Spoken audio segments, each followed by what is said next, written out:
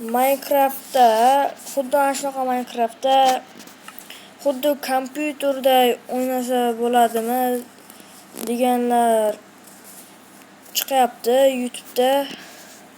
Shuning uchun shu videoni shu Minecraftda kompyuterda qilishni chiqaryapman.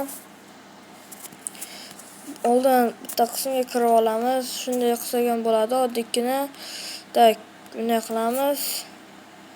Bunday nastroykaga kiramiz.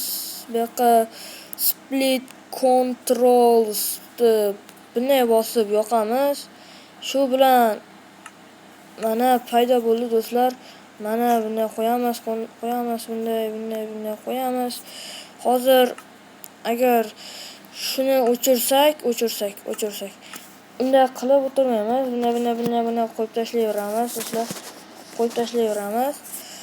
Agarda o'shani yoqib qo'ysak, split controls'ni mana shunaqa kompyuterdagiday nuqtacha chiqadi. Pluscha. Agar video yoqqan bo'lsa, like va obuna bosib qo'ying, iltimos do'stlar.